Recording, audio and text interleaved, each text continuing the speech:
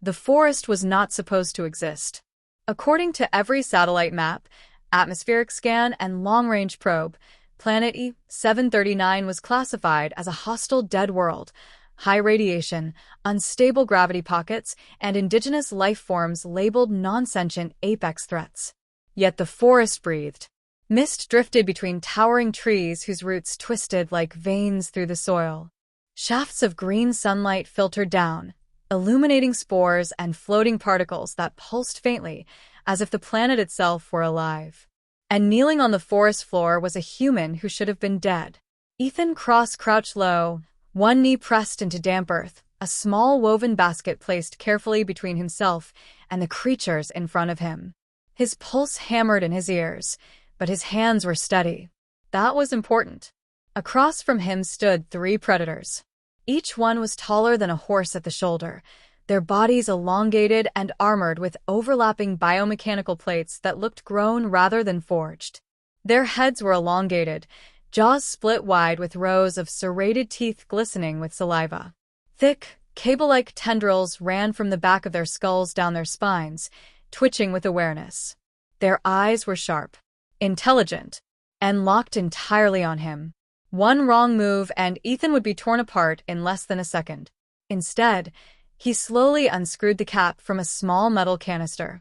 The scent drifted outward. The creatures froze. The mission that went wrong. Ethan had not come to E-739 to make friends. He was a xenobiologist assigned to the Frontier Survey program, tasked with cataloging alien ecosystems before corporate or military exploitation began. His specialty wasn't combat or diplomacy, it was behavioral analysis. Find patterns. Understand motivation. Avoid unnecessary killing. The rest of his team had been less patient. 3 days ago, they'd landed near the forest edge. Within hours, motion sensors triggered alarms. Large life forms approaching fast. The creatures. Someone panicked. Weapons were raised. Ethan remembered shouting, "Wait, don't." The plasma fire came anyway.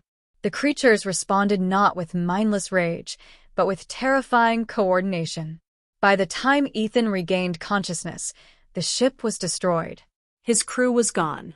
Burn marks and clawed earth told the rest of the story. He should have run. Instead, he stayed. Predators that watched before they attacked. For 2 days, Ethan moved through the forest alone, rationing supplies, documenting everything he could. He noticed something strange almost immediately. The creatures followed him. Not aggressively. Not stealthily. They watched. From tree lines. From elevated ground. Always at a distance until he stopped. On the second night, when hunger clawed at his stomach and exhaustion blurred his vision, Ethan made a decision that would have gotten him court-martialed if anyone were alive to report it. He cooked. Using one of his remaining protein rations, enhanced with synthetic pheromones designed for animal behavioral testing, he prepared a meal, carefully balanced in nutrients, heavy in amino acids, and intentionally non-toxic. Then he sat down and waited. The first true contact. Now, in the early morning light, the creatures stood before him.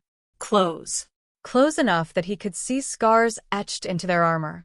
Close enough to notice that their breathing synced slightly when they focused.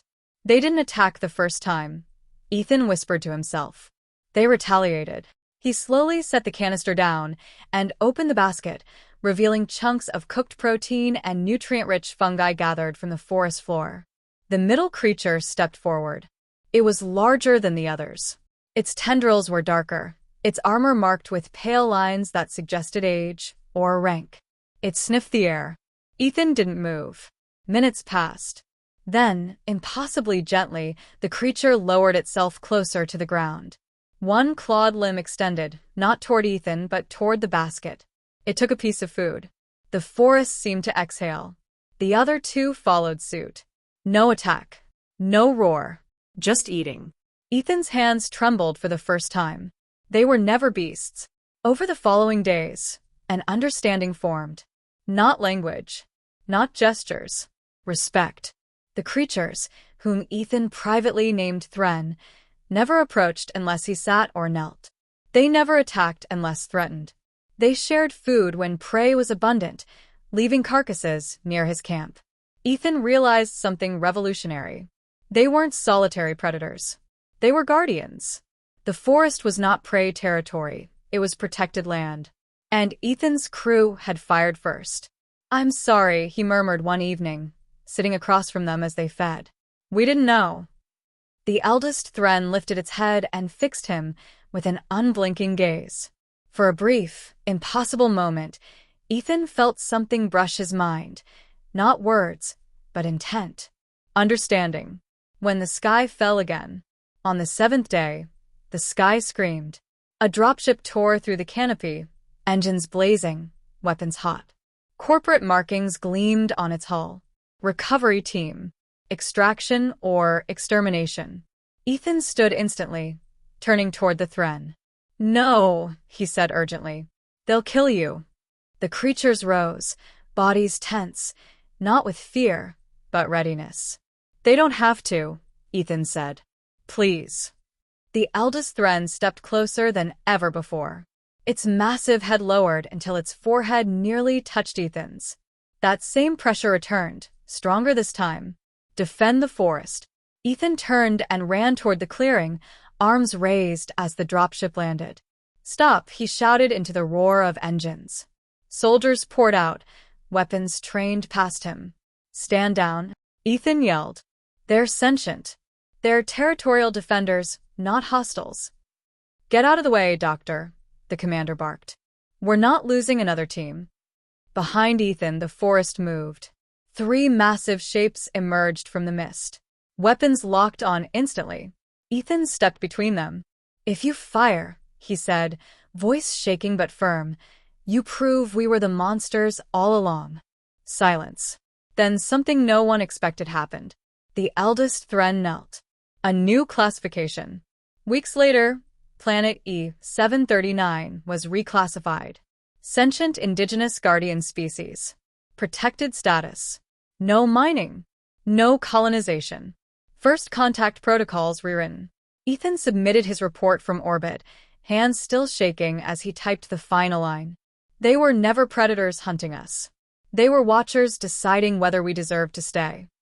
From space, the forest glowed faintly green. And somewhere below, 3 guardians waited, not for war, but for the next human brave enough to sit down instead of raise a weapon.